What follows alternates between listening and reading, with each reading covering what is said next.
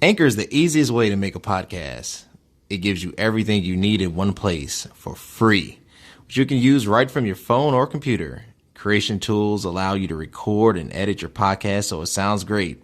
They'll even distribute your podcast for you so it can be heard everywhere: Spotify, Apple Podcasts, Google Podcasts, and many more. You can easily make money from your podcast with no minimum listenership.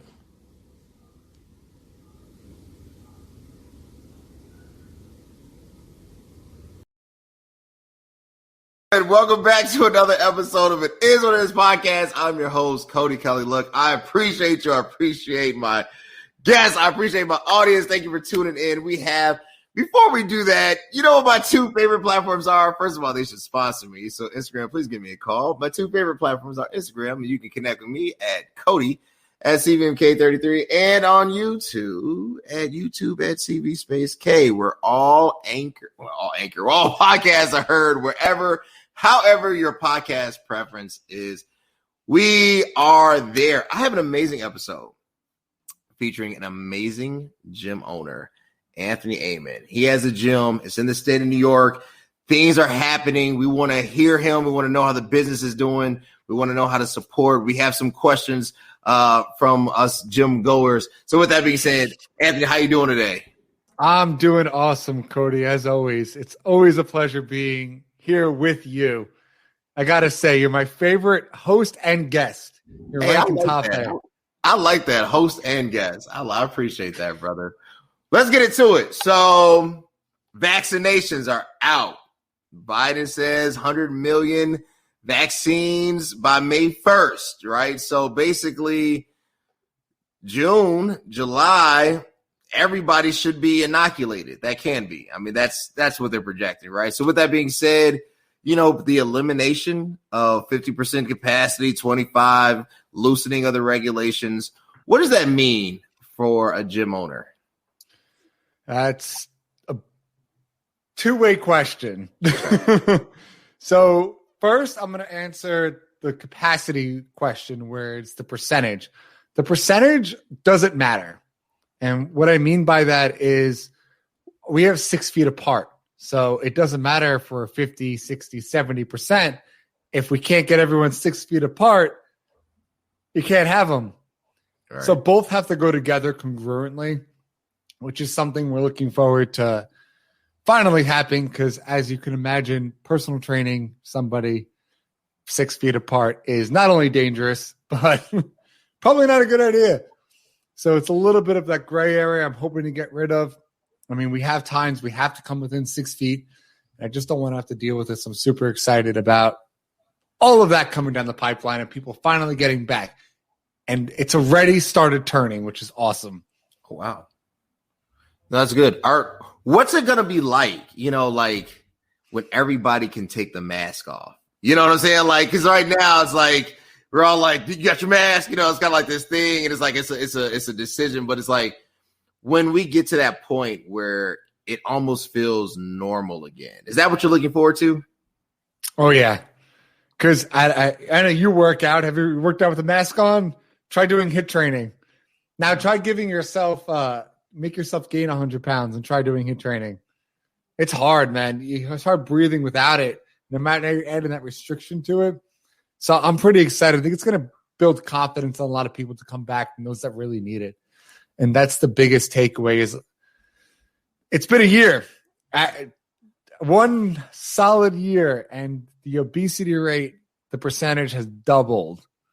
So that's not good in general. I mean, cardiovascular disease is still the number one killer in the U.S., so we need to handle that issue before anything else. So I'm excited for the masks to come off. I'm excited for the capacities to go away so we can really address the real issue here and help save some lives. That's what it's all about at the end of the day, saving lives. We talk about that saving lives aspect. Is the horse too far out the barn? You know, I haven't heard that expression in a while. Yeah, no, right? I mean, like, obesity has, it has impacted everyone. I mean, there's been some who have, fought as hard as they can and have stayed the course. But I follow Arnold, right? He posted on Instagram he said he's even gained 10 pounds, during this pandemic, right? Like sometimes that is the deciding factor between somebody starting and stopping, not feeling good about themselves, right? Like how hard is it going to be to when that day comes and it's like, you can go outside and breathe again, to get people to realize like, look, we have really lost footing in this and we have other issues at hand. And even though, we can all go back to the beach, what we need to do is start with the gym. Like, what does that conversation look like? I mean, you're starting to see the conversation turn already. I've noticed it the last couple of weeks where people need a place to go. They're having that realization where everyone said, just go work out outside and at home. It doesn't work. And why it doesn't work is strictly because of the accountability aspect of it. When you go to a gym and then you're working out around your buddies, you're not going to say, oh, I'm going to do nothing. You're like, oh, I'm here. Let me work hard. When you're showing up to a trainer in person, we're not letting you get away with one, not showing, and two, not working hard every session. So people didn't really have, at least most people, the accountability of doing it at home. And they're starting to realize that. So you're going to see more of a shift towards that direction where people are going to say, hey, I really need the accountability. I really think what you're going to see is an increase in personal training and a decrease in the big boxes, which we're already seeing as well. Yeah. So a little bit of congruency with all of that. You're going to start seeing the pendulum kind of shift where people are going to want to start getting healthier to a degree. But that's what I think. No, I like it. I think, honestly, the decrease in the big box, increase in personal training. But I also think there has to be this niche because you're one of the few personal trainers who actually own and operate a gym. Most personal trainers are just like a byproduct of the gym, right? And is it fair to call him a personal trainer? That's debatable, right? So what I'm saying is like, how is that market going to respond? I think personally, just for me looking on the outside looking in, I think a lot of your, I would say blockbuster models, right? You're kind of, without naming them for libel reasons, probably won't last through 2021, 2022. I think more of your specialized niches and more custom created facilities and memberships probably a little bit more expensive as well. But those that are really dedicated to the development and well-being of their members, I think those have the competitive advantage. What should a gym seeker be looking for? Because, now, I don't think I don't think it's catchy to say, $5 a month. Like that's not going to get my business, right? Like people are coming out of this year over year by the time that happens, pandemic. What should be the message? Like I say all the time, whatever you feel will get you going. I don't care if it's yoga, Pilates, Orange Theory, personal training, anything that you can commit to because you enjoy doing, do. That's the answer. If you want to get more specific about what to look for, I can tell you from a training perspective, look for those that are certified, and not only certified, look for those that have their correct accreditation.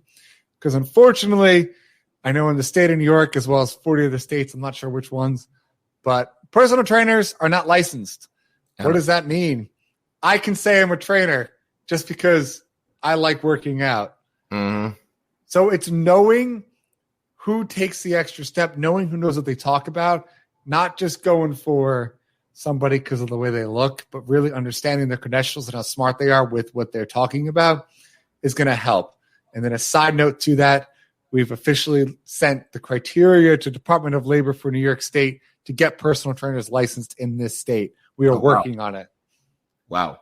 Tell us about that process. I knew that personal trainers aren't required by law to have certain credentials, especially within the state of Illinois. I believe that to be true. But at the same time, I feel like that's hazardous. Like, how can you coach someone and yet have no backing or some institution to vouch for your credibility? Like, can you explain? Because I think right now, people are going to look at a personal trainer like, oh, that person has muscles, or they might have the physique that I'm trying to obtain. Therefore, they should train me. And it's like, maybe that's not the best course of action.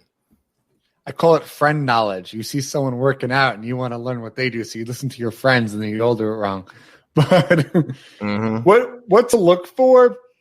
National accreditation. So your certifications like NASM, ACSM, CSCS, those are like the big tier ones.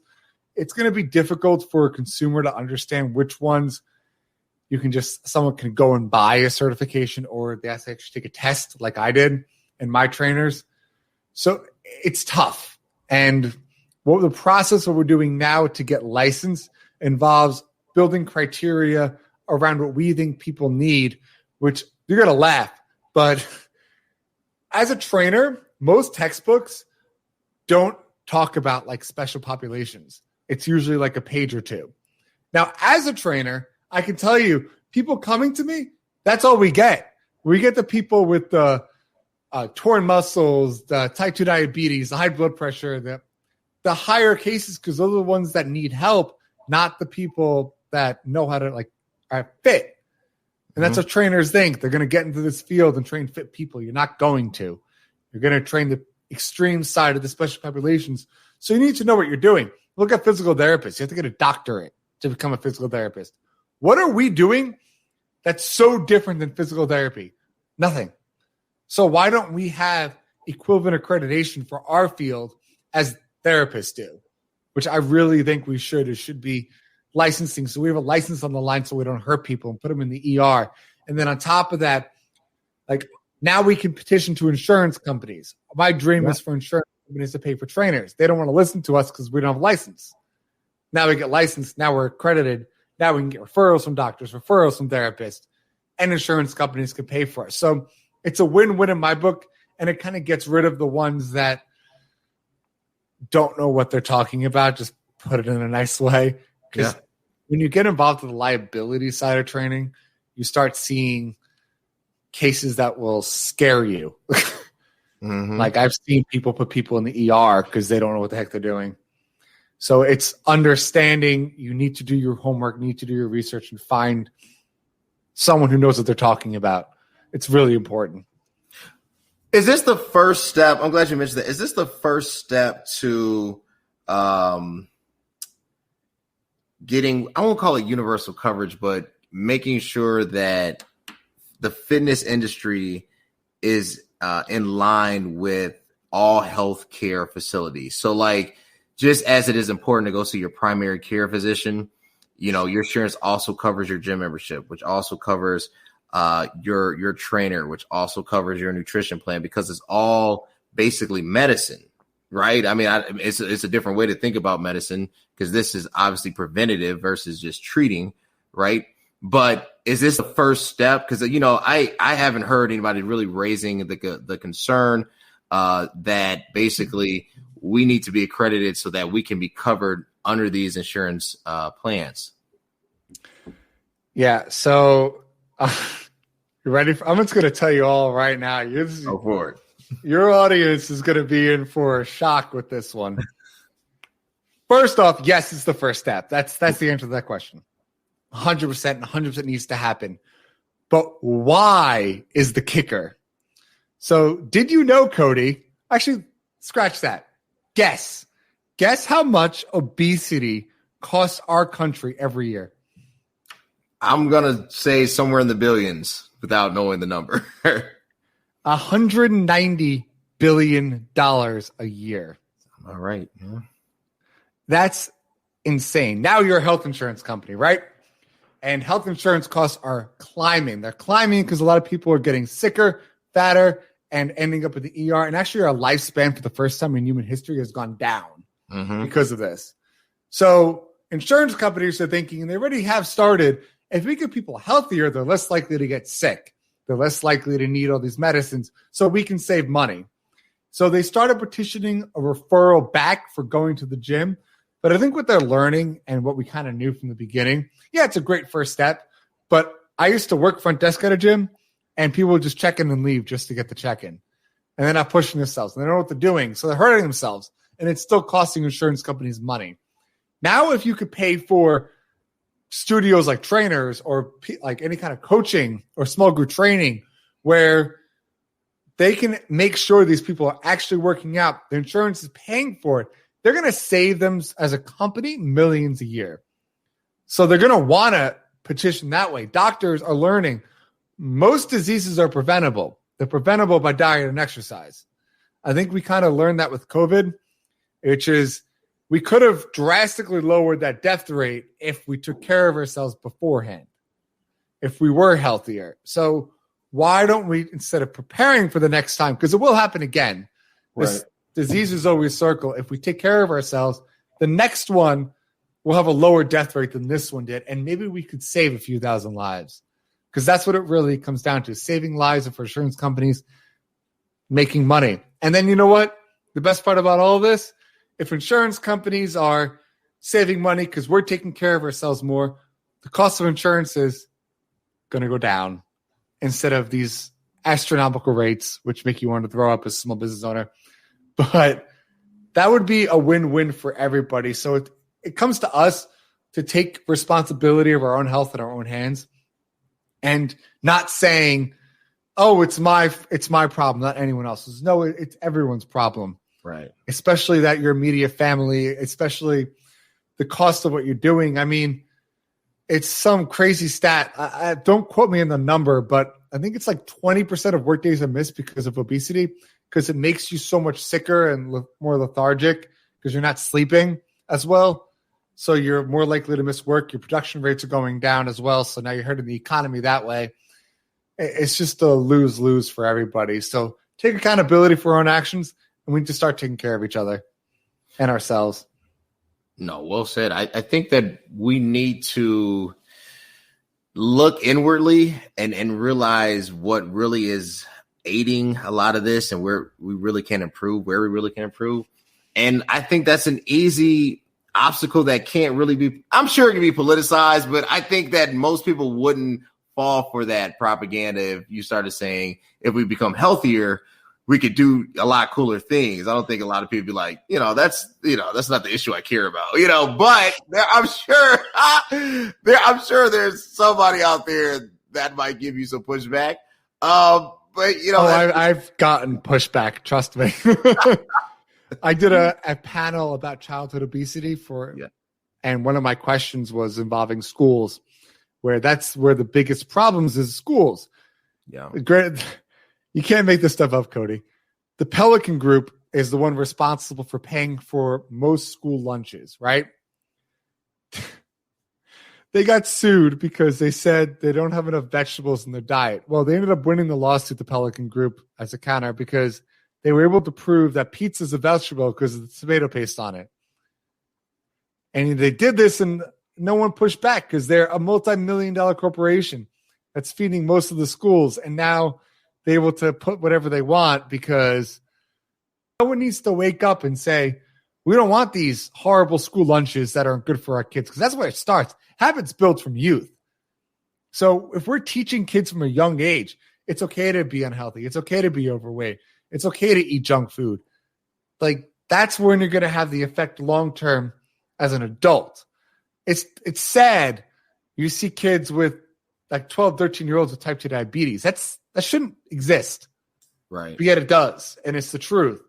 So we need to take responsibility for our kids. And I think if we could change the youths and start in the schools, I think we can really, really see improvement for the future generations. And that's where I really want to focus my efforts, is towards the schools, changing the diet. They were able to show in a crazy study where kids that are hurting in school, they did a test. I don't remember what state it was. I actually think it was Illinois. But they did PE twice a day. And they put PE before the class the kid was struggling in. They saw a 45% improvement in grades from putting PE before the class they were struggling, because the kids are paying attention easier. This ADD, like, there is mental disabilities, don't get me wrong, but a lot of it is just the kids are sitting all day. And here in New York, we do PE once every other day. Oh, wow. What are we teaching our kids? And now PE's turned into like tests, and then less about activity, more about just what they know. But they do that throughout the rest of the day. We need to keep them active. We need to keep them moving. We need to instill healthy habits. And I am a full component. PE twice a day, get the kids moving, and really start at the younger ages. No, I'm with you. We had PE every day, and PE was hard. It wasn't like just a recess. Like, it was an actual class. We actually got graded on our physical, not abilities, but effort, and you could fail, because if you decided to, like, take shortcuts or not try, you were out of there, so I don't get, why do you think there's so much pushback now, right? With like, with money, but like, it's almost like it's sabotage, really, because if you're saying, or putting it under the auspices of body positivity. And I'm all for body positivity. I don't think there's this perfect body. I think everybody should love the skin that they're in. I think everybody should love where they are. But I also think that loving who you are and still recognizing the need for improvement is just maturity. It's not a good or bad. It's just a fact of life. Like, I can still improve, If you love who you are, why are you unhealthy? Yeah. That's the bottom. If you really love you, why are you hurting your body? Why are you decreasing your chance of living a longer life? Why are you risking cardiovascular disease at the age of 50? If you loved yourself, you take care of yourself. And I think instead of this body positivity movement where everyone's okay with the way they are, maybe it should be you're great with who you are as long as you put your best foot forward and really try to improve your well-being. And I don't mean that just physically. I mean that mentally too. Everyone should take care of themselves mentally, physically, spiritually. I think all three are really important. And instead of, there should be no body shaming. I'm not a fan of that whatsoever. Right. But body positivity to an extent. Body positivity and you're at a healthy weight. No one needs to be model skinny. That's unhealthy. Even people that skinny, that's unhealthy. That shouldn't be glamorized. But same with the other side. Let's just be us. Let's be the best version of ourselves. Let's take care of ourselves. And then that could be body positivity, where we have a different focus of the physical, mental, and spiritual side of it. I like it. And they talked to us about expanding or some of the obstacles of owning a gym, right? So like, I had Bo on here. You met Bo. You've been on the show with Bo, and he talked about the certain insurances he has to carry and whatnot. And it seems like it's a very costly entry fee, right? And why can't it be like from financing? Like, if you open up a gym, there's specialized equipment. You want better machinery. You want more isolated, high tech machines. You don't have to have like laser sensors and all that. And there's some gyms that have like body scanning. You don't have to have body scanning, imagery and tech. But I do think there's some things that have to be implemented. Why does it seem like it's easier to start up a fast food restaurant than it is a gym? Oh, don't get me wrong. They're both hard. Yeah. Owning a business is just difficult. I think that's the bottom line. You don't appreciate small business until you own a small business. And I mean that. Go find your fellow friend, a small business owner, and give them a hug, man. Mm-hmm. Every single one of them, every industry, the nonsensical loopholes that you have to go through to get open is just mind-blowing. It feels like the permit process and the government, it just doesn't want you opening a small business. That's what it feels like. And you're just like, oh, and I got to do this, and I got to do this, and I got to do this. It's insane. So God bless everyone that owns a business. Specifically to gyms. Gyms are very rent high, payroll low is a good way to think of it, where we need space. That's probably our biggest downfall. We can't operate in 500 square feet like some offices can. Right. You're not going to go to a gym that's 500 square feet. And depending on your model, like I said at $2,000, my rent's $5,000 a month. So you got to think of that's a lot of money paying every single month just to get members to break even on that. Now I got to pay my trainers. Trainers are not cheap. Then I got to pay, if I want, front desk staff. So somebody to answer phones, to clean the gym, to take care of walk-ins. Then I got to pay for my liability insurance, which everyone has to pay on a spot, but we have to pay it for each trainer. Has to have a certain liability. Then we have to pay payroll tax. Now, this is my favorite. People as employees come to me or somebody else, whatever, and they go, I want a pay raise, or I deserve $15 or $16 an hour. It only costs you $15 or $16 an hour. What's the big deal? No, that's not what it only costs me. I have to pay your salary or hourly, whatever it is. Then I have to pay taxes to pay you. So I got to pay 10% on top of whatever I'm paying someone just because I get to pay people, so I have to pay taxes. Then I have to pay workman's comp extra, which is an extra 2%. Then I got to pay any liability, depending on your state. You'll have different state programs you have to pay into, like parental leave and stuff like that. So no, it's not $16 an hour or $15 an hour to pay you. It's like more like double that, which is really what we're paying out of pocket to pay someone to be there, which was my biggest pet peeve of Long Island minimum wage just starts 15 next year. People don't realize the impact of small business and how it affects us because now I can't hire people. So wouldn't you rather me hire people as opposed to raising the wage over here? So it's a lot of difficult components. That the other side is training people, training trainers, making sure, like you said, a lot of people don't know what they're talking about. I have a very stringent interview process. I need to make sure my trainers know what they're doing because they can hurt someone. Then guess whose insurance that goes on? And guess who's responsible? So there's a lot of stuff. I can go all day. I did like a 4-hour episode on this one. So I'm going to spare you the nitty gritty, but that's just like overall component. Yes, equipment's great. You don't need it depending on what you're going for. Mine cost me $100,000, but it's a one-time payment and done. Unlike owning a dress store or owning a grocery store where you're constantly turn inventory. Yep. So that's the one benefit of owning a gym. It's a one-time payment. That's it with equipment stuff. But it's difficult, man. It's difficult to convince people to want to work out. It's difficult to convince even more that they need a trainer. So it's all mindset. That's what we try to do is change people's mindset. Hey, you need this. Hey, I'm trying to save your life. Let me help you. I'm just here to help you. If I wanted to make money, I would be doing any other industry. If I wanted to come and help people, that's why I'm here. Everyone owns a gym and is a trainer because they actually want to help people, not for the money. Trust me. That makes sense. It makes sense. What that actually opened up a whole new, but I know we're coming down to the end because I was like, I can actually go further into that. So summer is approaching. We're about 3 months out, basically 90 days away. And I feel that every summer has its own poison. And what I mean by that, you'll get individuals who didn't do anything in the fall, in the winter, in the spring, and now they want to lose 30 pounds in 3 weeks, right? And so they start with scientifically unproved diets, severe calorie restrictions, propaganda and tea and stuff like that doesn't, anything that they can do that they think is going to get them there, they start engaging in.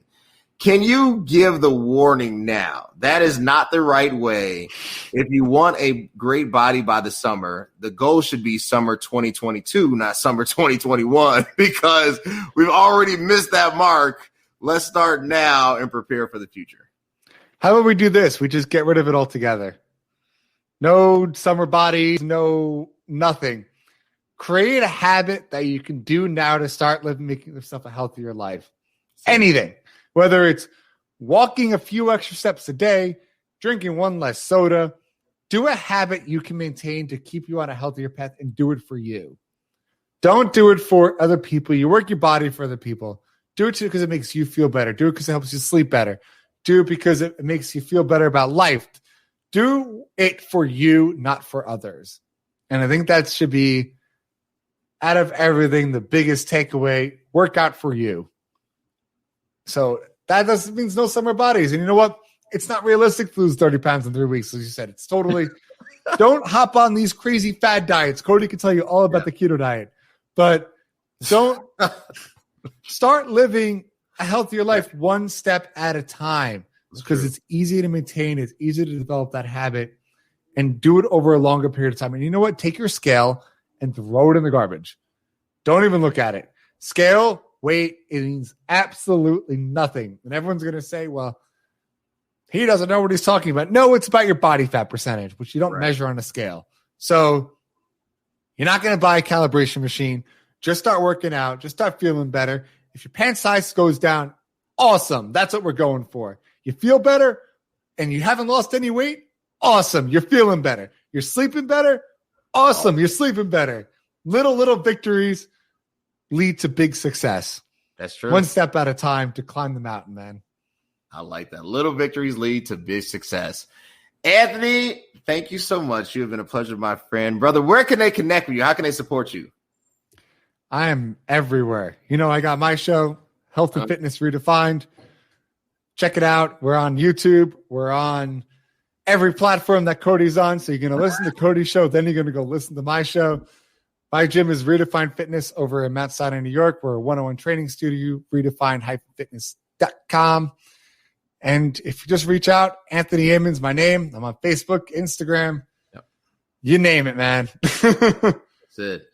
Guys, support Anthony. He's an amazing, not just fitness influencer, not just business owner, but gym owner, health and wellness guru. He's really dedicated to making you better you. He's not interested in you getting 1 million Instagram followers. He's interested in you living a long and healthy and productive life. And the cool thing about support is it's free. All you got to do is follow him and say, hey, I like you. I saw you on the podcast. I'm subscribed to your thing. And if you want to keep seeing amazing content here, subscribe to the YouTube page at YouTube at CV Space K. Anthony, I appreciate it so much, brother. Thanks. Absolutely, Cody. It's always a pleasure, man.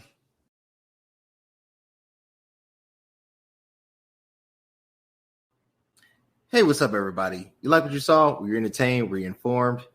We want to keep seeing amazing content. Subscribe at the link below. YouTube, CV Space K. You connect where all podcasts are streaming. Spotify, Apple Podcasts, Anchor. Connect with me. I want to connect with you. Let's enjoy the ride.